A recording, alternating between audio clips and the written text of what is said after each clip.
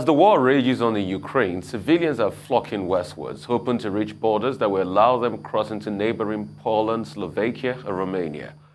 There have been allegations of anti-black racism, resulting in Africans being denied timely access to transport and turned away at borders. A rights correspondent Adefemi Akisonya reports. War has arrived in Ukraine and civilians are running for their lives. Traditional evacuation protocol during wartime prioritizes women, children, and the elderly. Man, these people left without taking the blacks. But as Russia continues its advance in Ukraine, racism is not far behind. Twitter, where many African students in Ukraine have been documenting their journey westwards, has been awash with videos and tweets of reported racism.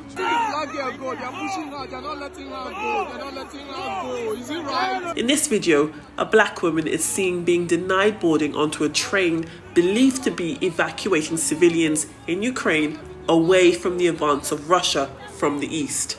No verbal reason is given for the denial, but moments later, a white woman is allowed to board the same train.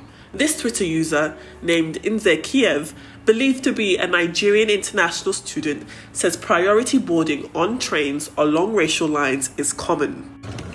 His Twitter feed has documented his journey from Ukraine onwards to Poland. According to his accounts, the crowds of people who have braved cold weather, queues, and journeys full of fear to make it to Ukraine's border with Poland have been racially discriminated against in a series of events, which include a van being driven into the direction of the crowd and a gun being drawn on them. We are students! We are students! We are dying! We are dying of cold! We are all dying of cold! We are dying of cold! Everybody go down! However, on the Poland side of the border, there's been a suggested decline in reports of racism from civilians. These are the black community. We are not allowing any black people to enter inside the gates. But it is important to note that complaints are predominantly from civilians still in Ukraine. Mainstream media has also shown itself to be an example of the role race and unconscious racism plays in the coverage of the Russia-Ukraine conflict and the racialized depictions of the victims therein. It's very emotional for me because I see European people with blue eyes and blonde hair being killed, children being killed every day with Putin's missiles. But this isn't a place, with all due respect, like Iraq or Afghanistan, that has seen conflict raging for decades. This is a relatively civilized, relatively European, I have to choose those words carefully too, city where you wouldn't expect that or hope that it's going to happen. And what's compelling is just looking at them, the way they're dressed. These are prosperous, I'm loath to use the expression, these are prosperous middle-class people. These are not obviously refugees trying to get away from areas in the Middle East that are still in a big state of war. These are not people trying to get away from areas in North Africa. They look like any European family that you would live next door to. But what role does geography play in this? A 13-year Harvard University study titled Project Implicit found that many people in Central and Eastern Europe associate negative thoughts with black faces. According to this map, which illustrates the findings of that study, redder countries, including Ukraine and Russia, show higher average racial bias, which is reflective of the recent reports of racism from the black civilians there. Online debates in this matter have denied reports of racism, arguing a country's own nationals are expected to be prioritized during emergency evacuations. Ukrainian men aged between 18 and 60 years old, for example, are reportedly not allowed to leave. But in among the confusion and uncertainty, few things are clear. Victimhood is not dependent on race. Race is not a measure of civilization. But according to the accounts, in among the guns, missiles and tanks, even during war, race is still a weapon. Adefemi Akinsanya, Arise News. Any question? Only Ukrainian women and kids they are allowing into this gate. Here in Nigeria, the federal government says arrangements are made in place for Nigerians arriving from Ukraine through the borders in Romania and Hungary. The Permanent Secretary, Ministry of Foreign Affairs, Gabriel Aduda, said due to challenges faced by citizens crossing into the country bordering Ukraine, especially the Polish border, the government has taken steps also to arrange for accommodation and feeding pending evacuation. On its part, the Nigerians in Diaspora Commission has asked Nigerians to contact the Romanian embassy if they encounter difficulties. The federal government has held separate meetings with the ambassadors of Ukraine and Russia to discuss the safety of Nigerians in their territories. The Ukrainian ambassador to Nigeria, Valery Kidoda, alongside his Russian counterpart, met with the Nigerian Foreign Affairs Minister Jeffrey Oyema in Abuja. The government had earlier expressed concern over the safety of Nigerians in Ukraine following the invasion of the country by Russia. As of Saturday, over 160 persons have been killed while hundreds have sustained injuries. A lot to unpack, Tundu. So much. I'll start with Adefemi's excellent report on the racism that we're seeing.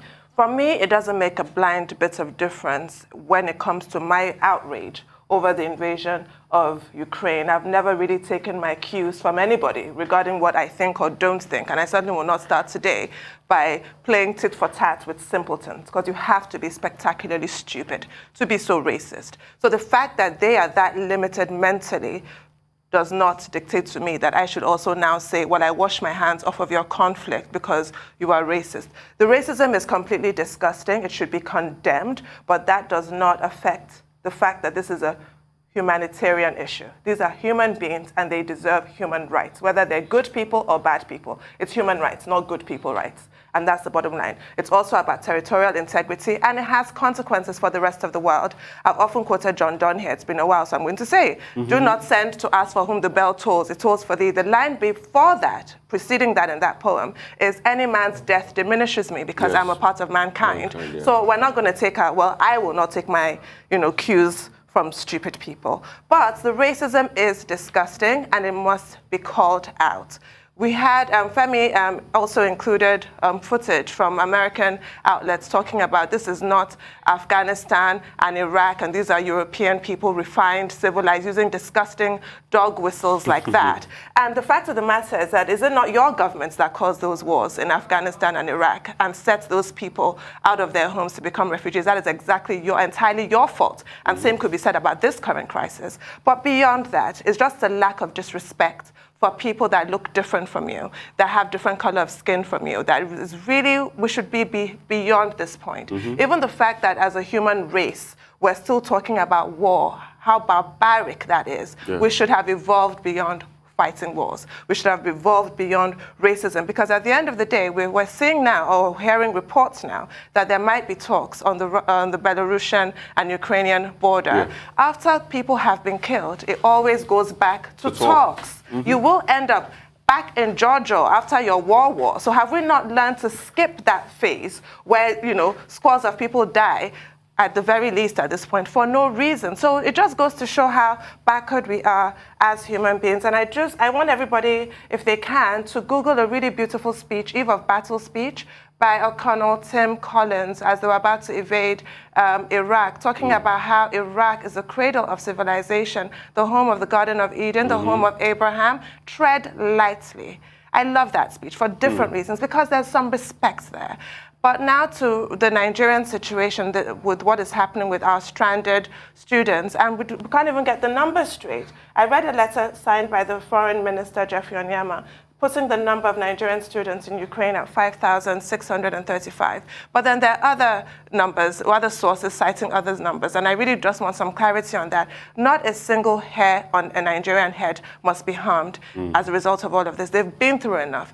When you see Nigerians being treated in this way, it makes me incensed. It is completely wrong. I think as well, I go back to World War II, which is, I guess, the last time Europe saw these kinds of scenes. There was Operation Pied Piper to evacuate British children out of London when the Blitz started.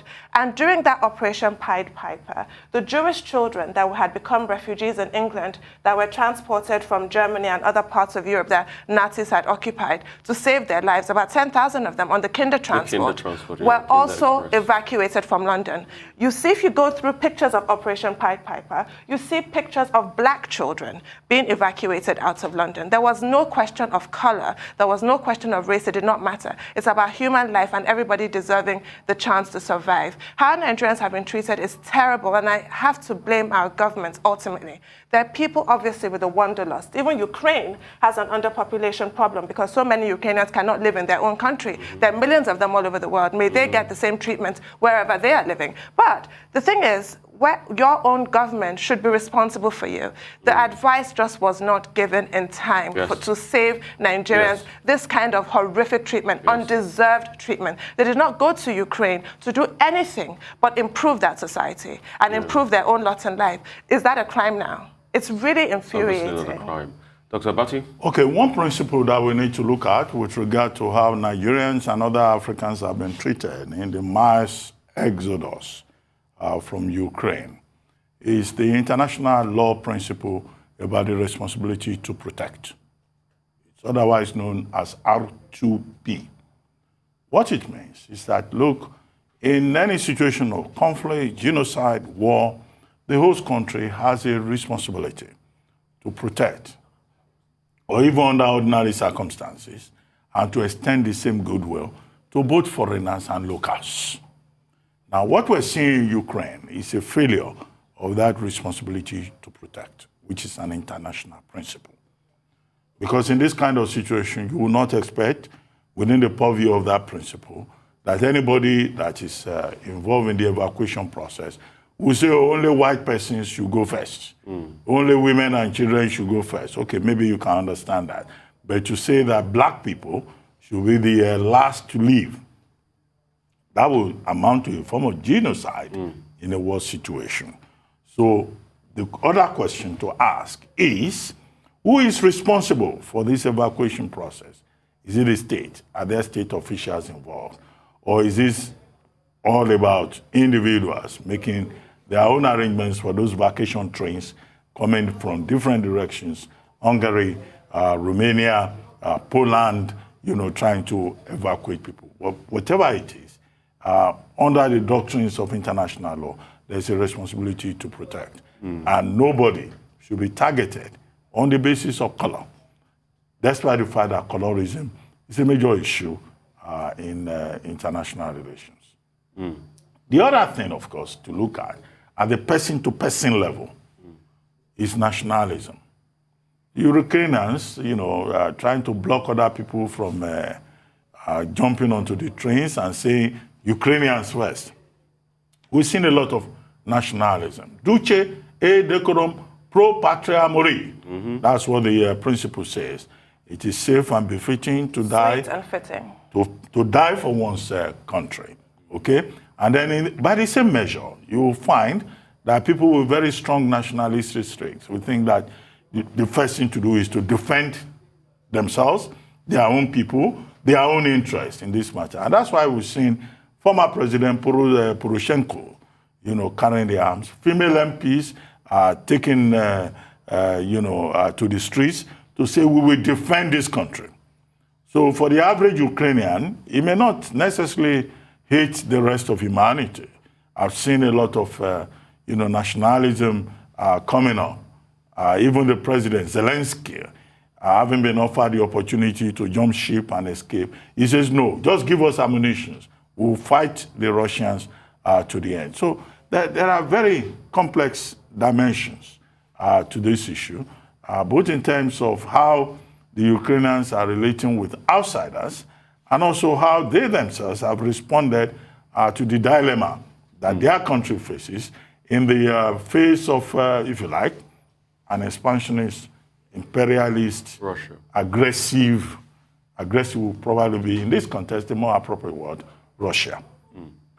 Now, to go to the Nigerian response, the Nigerian authorities woke up rather late. We made a point last week that 12 countries pulled out their people early enough. They served notice.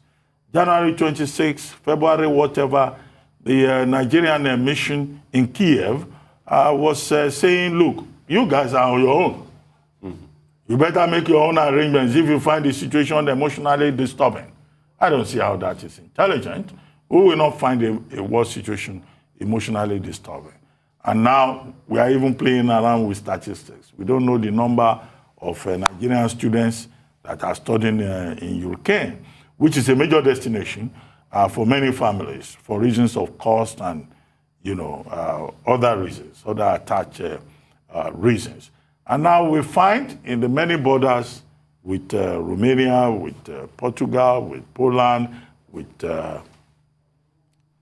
other countries in that axis, Nigerian students that are stranded. Many of them are in shelters as we talk. So the Nigerian government suddenly woke up after playing possum. But I think that the response, yes, it's been very robust. We don't have information yet in terms of the impact that they have been able to make.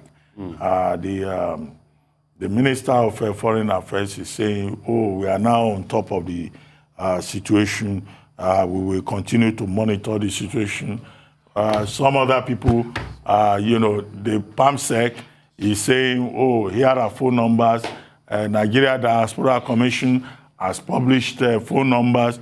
We need to assess the situation. We need to know what is the quality of this response, what is the impact, particularly now that there has been an escalation.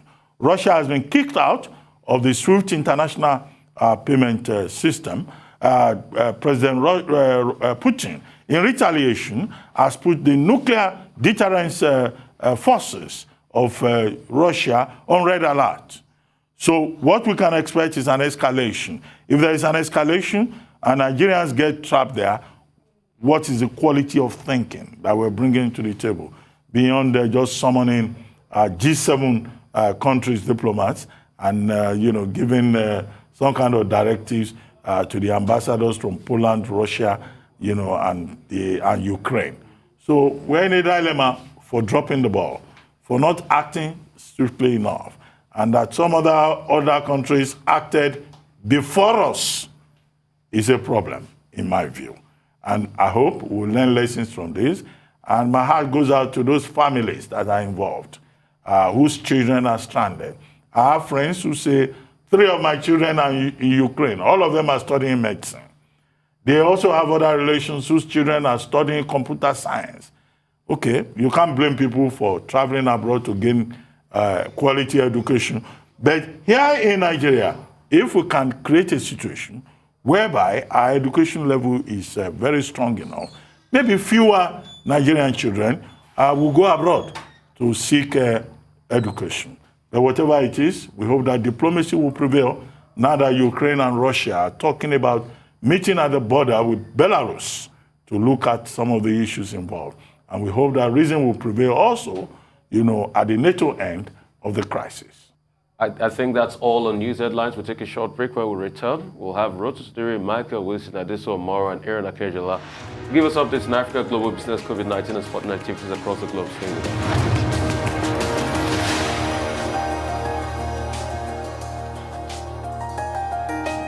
Welcome back to the morning show here on Arise News. Our dependable Rotus Adiri is here to give us an African business update. Good morning, Rotus. Good morning, Sundu. Good morning, Rufai. Good morning, Doctor. Good morning to all our viewers. We begin with an update on the Trinity FPSO fire that occurred on February the 2nd. That it was an explosion in the Niger Delta region, engulfed the vessel, 50-year-old vessel. So SEPCO has released an update. I think we'll put that graphic up on your screen where you'll see the update from the company. So, of course, SEPCO being the Sheba Exploration and Production Company Limited, which is in a receivership, which is different from liquidation.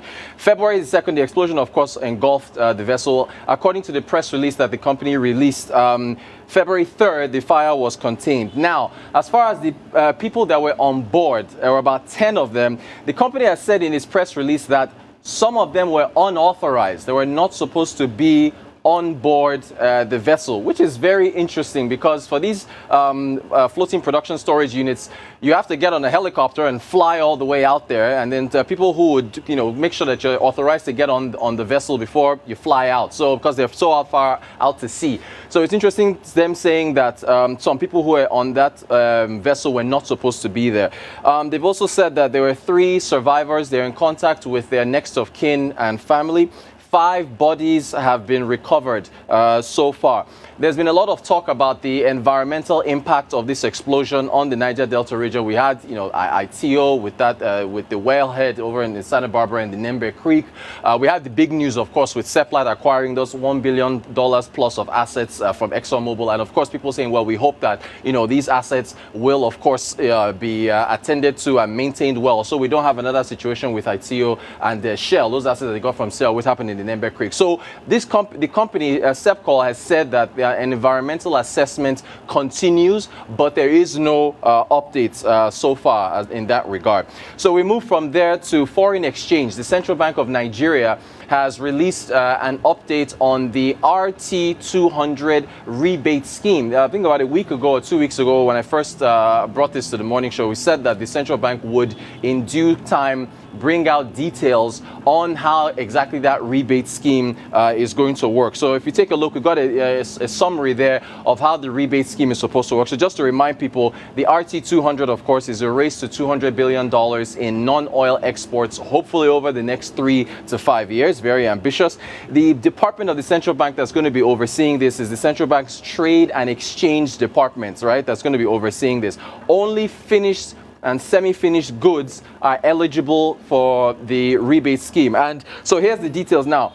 If you export non-oil exports, if you as a business, you export items, finished or semi-finished goods out of the country, you're going to get, and you repatriate the foreign exchange back into the country, you will get 65 naira for every $1 that's sold into the I&E window. The I&E window is the investors and exporters window. Now, if you get 65 naira for every dollar for third-party use. So you're selling the, you're repatriating your dollars into the window. You sell it into the window for others to use. That is other, participants in that FX pool.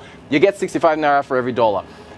So if you were to sell goods worth $1,000 and you bring that $1,000 back into the country and sell it into the window, you get 65,000 naira. If it's for your own use, for the company itself, you get 35 naira for every dollar. So essentially, it's an incentive here that is being put forward to try to get non-oil exporters who, again, send out export semi-finished and finished goods that repatriate them back into the country. Still on the matter of foreign exchange, we understand that some banks have released a list of names of FX round trippers. Round trippers essentially are people who are providing fake documentation to the central bank in order to get foreign exchange at 415 naira to the dollar, and then going over to the parallel market to sell at 571, 575, and thereabouts. So the banks now, in order to avoid getting punished by the central bank, are putting out names there. And as the central bank has said, if a bank identifies you as a round tripper, your accounts will be put on hold and you won't be able to participate in the FX market, and you also probably will face some form of persecution. Finally, in Kenya, this isn't really unique to Kenya, this is happening everywhere else. Used cars prices are up about 35%. This is as a result of supply chain issues and in inflation. We're seeing in developed markets where buyers of cars usually go for newer cars because of the price increases. Well, first of all, the supply chain issues have reduced the amount of cars that's new cars that have been exported around the world. There's the semiconductor matters because cars are more advanced now. The chips that are in shortage are affecting production. So individuals in Asia, Europe, North America, and even here in Africa that buy newer cars are having to switch to buy used cars. So the increase in demand in those used cars is now trickling over to the prices and increasing them for markets like Kenya and everywhere else that import used vehicles. And that's African Business Update. Well, let's start with the Trinity Spirit FPSO, the incident that occurred on February 2nd. The company says that SEPCO, right, says it is issuing a press statement yesterday. It did yesterday to give us an update. But if you look at that statement, it doesn't go far enough. It's a case of self-indictment. 5 persons died, 3 survived with injuries. But the company now is bold enough to come to the public to say that there were persons who were not supposed to be on that facility who were there. How did they get there? Okay? Did they just jump from the sky and showed up at the FPSO? So that in itself would seem to be a case of self-indictment. The failure of internal, integrity, mechanisms. And then they say, the company says, that it does not have information with regard to, what is it that they talked about again? With regard to how the incident environmental occurred. assessment? Environmental assessment and impact. Okay, so what's the purpose in the first place of that press statement? So I think that generally, this requires a closer investigation because we see that as a result of the failure on the part of these oil companies, we have these issues, whether it's at the Santa Barbara River in Dembe or in this FPSO incident that has been reported. And what they seem to be saying, if you deconstruct that message, they're almost giving an impression that this is a case of sabotage, which is a very familiar phrase. And I think the relevant authorities should look at that. Why should oil facilities be victims of sabotage? Then it means that something is wrong. Somebody is not doing what he should do. Now, as for forex malpractices, also known as arbitrage, also known as round-tripping, yes, the banks have been directed by the CBN to name them, to name persons who are involved. Well, I haven't seen a comprehensive list, but we understand that almost all the major banks are involved. And precisely, this was what the central bank itself wanted to prevent when it put certain safeguards in place, because it's a form of economic sabotage. And it is not possible to do this without the collusion of the bank officials themselves. So the same banks who facilitated this are turning around and saying, oh, people collected their money for forex, but they did not return for not using. There is false documentation. It should be a wake-up call that greater, more thorough due diligence needs to be done in that regard. Right, but this is the thing. Why don't we just have a unified exchange rate and then that'll be that, as you said? Because the kind of, 37% differential is irresistible to people who have certain criminal proclivities. So I think that should really be looked at. And with the RT200, I was wondering about people with those proclivities and how they might want to exploit it. And it's good to know that the CBN has thought about that and has placed the clause there, what you just read out, that exporters that present fraudulent documents or try to undermine the system will be banned for 2 years and their accounts will be on a post-no debit. Do you think that that's enough of a deterrent? Because people will try and abuse it. Yes, I do think it's enough of a deterrent. Also, there's there are other forms that need to be filled. This is in collaboration with the banks that are going to be providing the means through which the foreign exchange flows in and out of the country. So there's a lot of moving pieces that the central bank has put in place to monitor the situation. So I think that it should serve as enough of a deterrent, hopefully. Thank you so much, Rotis. Moving on now to more business updates. Michael Wilson joins us from South Africa. Good morning, Mr. Wilson.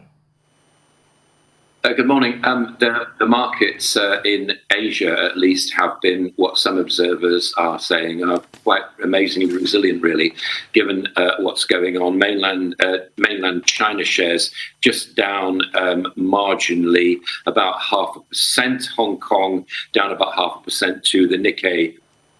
Down about 0.25%. So basically, given all that's going on right now in the world, and I don't need to remind you about Russia and Ukraine and so on, overnight at least, and just for this moment, perhaps things will change. Markets in Asia have been relatively resilient. I'm going to take you to China.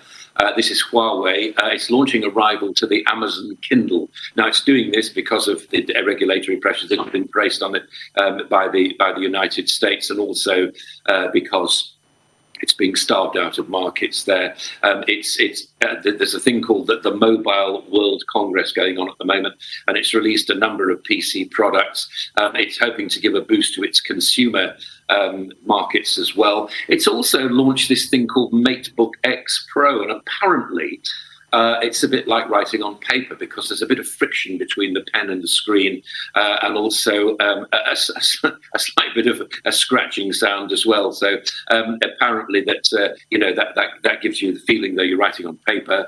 It's not as slippery as just writing on a screen. And then of course it translates it into a computerized or computer script message. A US recap then. So Dow futures really fallen as we go into this trading week, round about 600 points. They were down, of course, on Friday.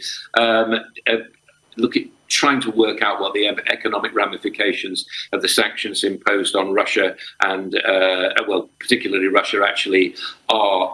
Dow futures down, as I say, over 600 points. Last week, as you know, President Joe Biden reacted to the attack, several rounds of sanctions on Russia, and that will presumably continue today, cutting off the assets of the overseas assets, at least of President Putin and Foreign Minister Sergei Lavrov. The US and European and UK and Canadian allies agreed to cut Russia out of SWIFT. I'll come on to that in a moment because that's an interesting one. As far as investments are concerned, that market still continues. Warren Buffett who's the sage of Omaha, with his Berkshire Hathaway fund. He has an annual newsletter, and he's bemoaning the fact there's nothing to invest in. He's got 146 billion dollars of cash pile to invest, and he's saying not really happening at the moment. Now, Let's turn again to Russia. Interest rate just been announced, up from 9.5 to 20%. The Russian ruble before that had plunged about 30%, and a bank run has started. People are actually going to ATMs trying to get hold of their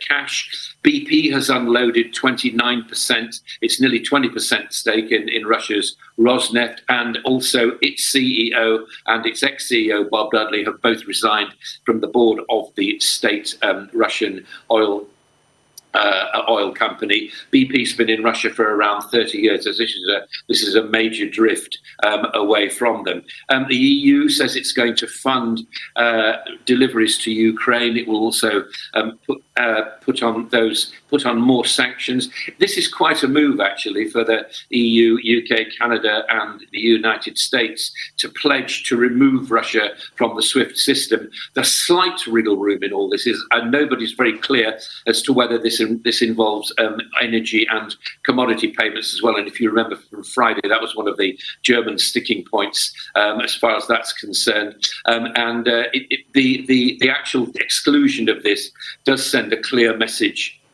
to Russia to exclude it from international payments. Whether or not it moves Russia into not having a sort of sanction-proof economy remains to be seen. What Russia did not guarantee you bank on is the amount of unanimity being shown from the European Union. And Germany, this is extraordinary, has done what's being described in the Financial Times this morning as a 180-degree flip from boosting its defence spending up 100 billion euros. In other words, going along with spending 2% of its GDP on defence. It was only spending 1.5% before, but now they've moved away from trade and dialogue to actually talking military. The UK is fast tracking legislation to make sure that people who invest in the UK bring their money to the UK. We're actually very clear, or the UK is very clear about their own background as well. The Prime Minister has said that the UK should not be a home to dirty money. Probably easier said than done, but that's the intention in any case. And we're seeing oil and gold spiking as you would expect. International benchmark Brent crude at about 102, I have it, and WTI at about 96, and spot gold up. Now, normally, I'd be talking to you about a very busy week ahead, which culminates, there are various PMIs and so particularly in China, and it culminates in the all-important US non-farm payrolls figures on Friday. But I suspect that I suspect that probably Ukraine will dominate that. Two snippets about Ukraine for you before I go. An American general saying it's not the size of the dog in the fight; it's the size of the fight in the dog before the fight. That's what Ukraine is seeing at the moment. Russia's rush to major Ukrainian cities is clearly being halted. And I'm hearing from a friend who spent a long time in Ukraine, that's got friends there, that one of the things that the Ukrainian fighters are doing with the Russian conscripts who don't particularly want to fight because their pay's been cut and they don't want to fight in any case, and they're balking at actually firing on children and grannies and things like that, is that when they're captured, they allow them to ring home to say, Mum and Dad, I'm okay. That's the global view. Well, thank you, Mr. Wilson. Yes, the Ukrainian response has been really impressive, especially when you compare it with Afghanistan military that was trained by the United States for 20 years and just collapsed like a pack of cards in the face of, the Taliban onslaught. But I wanted to talk about BP and them putting their money where their mouth is, with Bernard Looney and his predecessor, Bob Dudley, quitting with immediate effect, putting up this $25 billion stake for sale. But who do you envisage would be interested in buying that now with the current climate and economic sanctions against Russia? Yeah, well, indeed. I mean, I'll leave that question open. I have no idea who'd buy that. Maybe the Russians will take it back on board. It's certainly a weakness, but certainly BP's been under considerable political pressure in the UK to do exactly what they've done for about a week now. And they've actually said this. And it is part of, the gradual realization that, it's a big part of it, but it's all the trend, isn't it, for fossil fuel companies to start to change, to modernize, to take care of, to look to stakeholders rather than just their shareholders as well. So entirely predictable. And added to that, of course, their CEO and their former CEO coming off the board of Rosneft as well. So it will be a major blow, another one to Putin's charisma within Russia.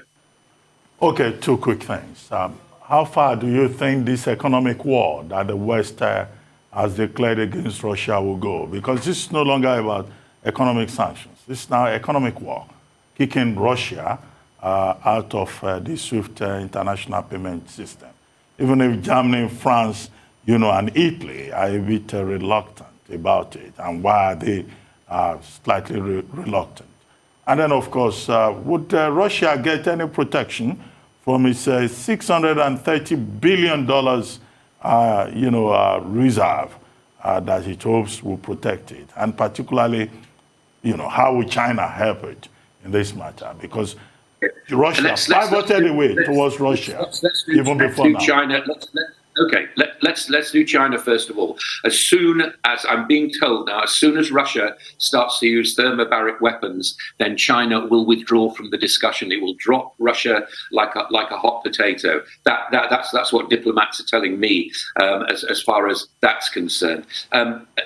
Germany, Italy, and France, as you quite rightly say, have been relatively reluctant to join in the withdrawal of Russia from the SWIFT international system, and I still think that doesn't necessarily apply to gas, energy, and doesn't necessarily apply to commodities either. I think that's true. I'm not exactly sure. I've been looking at most of the sources this morning and they seem to agree with me, but I'm not exactly sure. So I feel as though Germany and Italy and France are agreeing to this with that proviso that they can still get gas supplies from Russia. Europe, mainly does obviously get its gas supplies from Russia. I'm seeing that happening at the moment. I'm not sure whether it's true, but I mean that is what appears to be going on at the moment. But I certainly feel that Russia it didn't realise the amount of unanimity that would happen within Europe and the UK and the US and Canada about imposing sanctions upon it, and various other nations around the world are joining it as well. Putin as pariah is what we're seeing right now. All right. Thank you so much, Michael. For updates on COVID-19 pandemic, Adeso Amora joins us now. Well, good morning, Rufai. Good morning, Tunu, and good morning, Dr. Vati. Morning. Well, good morning. The global morning, guys, and morning to our viewers. The global coronavirus deaths, unfortunately, nears 6 million at the moment. According to the Johns Hopkins University, the virus has killed at least 5.96 million people. Since the virus emerged in China in 2019, the United States has recorded the most COVID-19 deaths, followed by Russia and then Brazil. We'll speak about Russia in a bit. Record infections continue in some countries, even as others announce plans to ease COVID-19 measures around the world. Here in Nigeria, it's been exactly 2 years since the index case or the first case was detected in the country. So far, 254,525 infections have been recorded. Of that, 249,013 people have recovered. Unfortunately, the country has lost 3,142 people to this virus.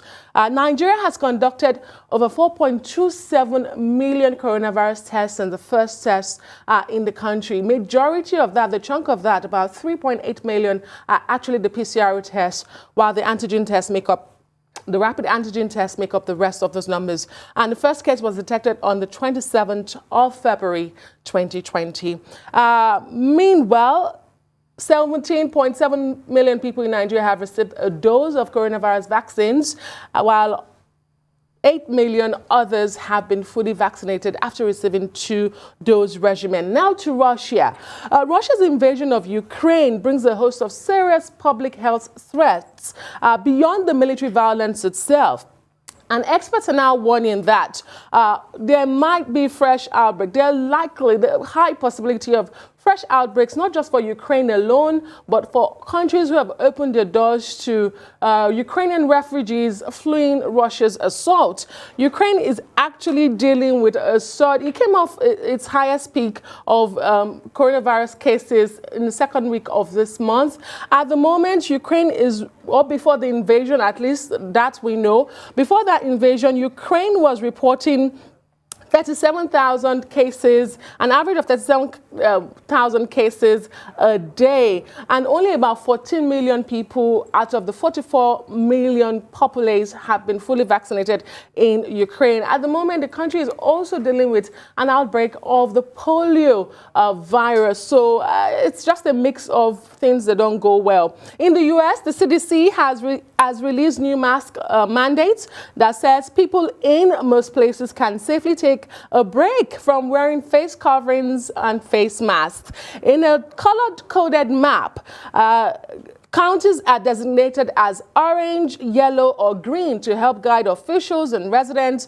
Now, in green counties, local officials can drop indoor masking rules. In yellow, it means that people at high risk for severe diseases should be cautious. And orange designates places where the CDC suggests masking should be universal. Now, the county comes to this color-coded designation.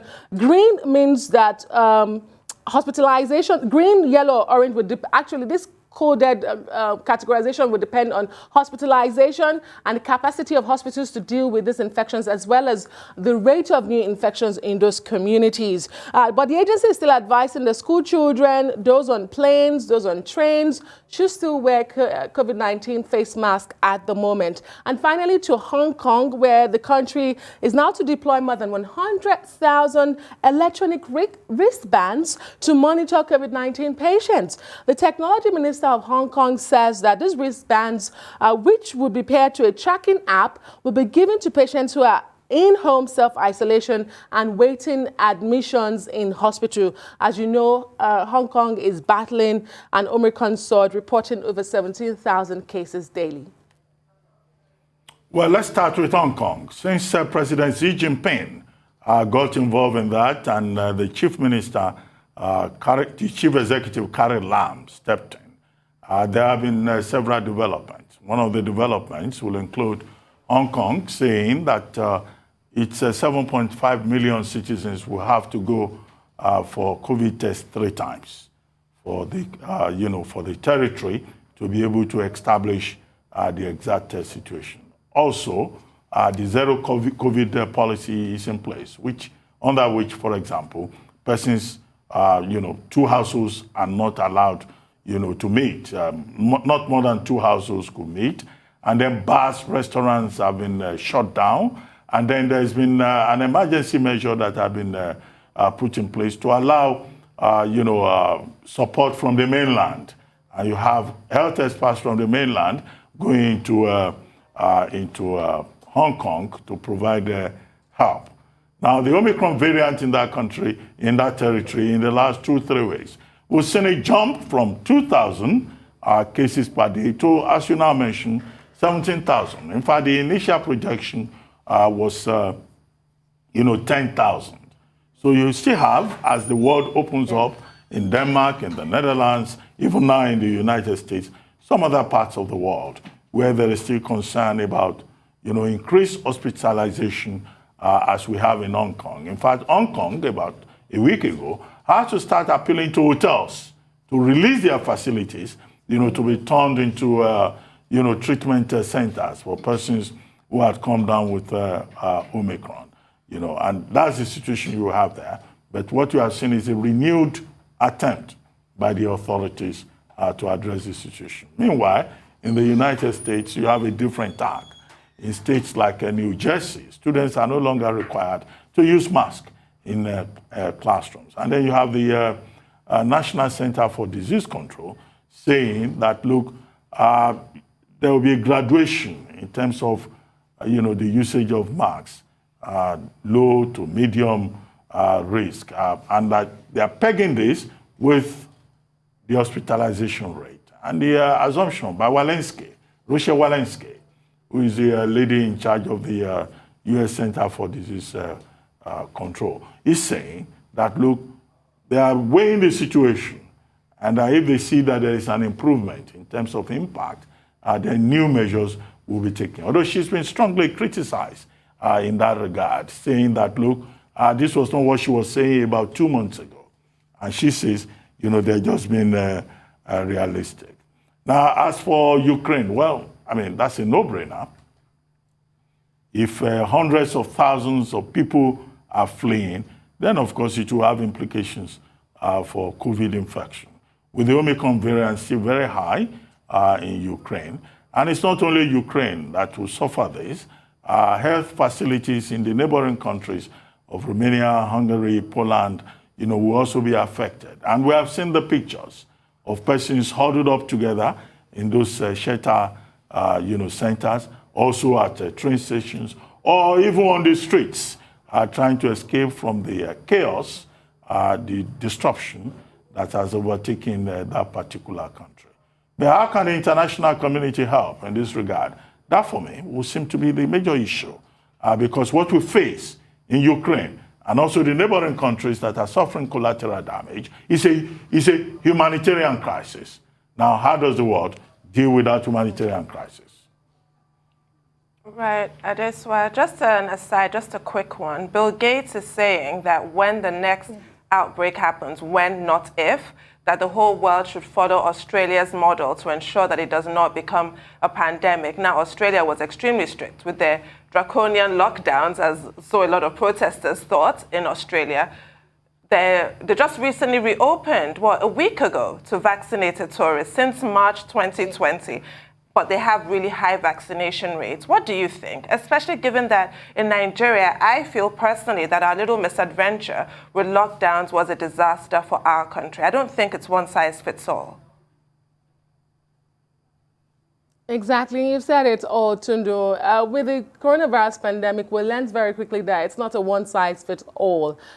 People have to go, countries have to go in their own pace. And I don't see how countries will follow the Australian model with some of the toughest, the most draconian measures for COVID-19. Although we saw some countries follow in that step, such as South Africa. South Africa also had some very strict coronavirus measures, including banning people from exercising on the streets. And scientists would say that to an extent helped in reducing the casualties and the numbers we saw. But again, not every country can afford, for so many reasons. We can go economic, social reasons, they cannot afford to completely shut down the way Australia did. To know. Right, thank you, Adesua.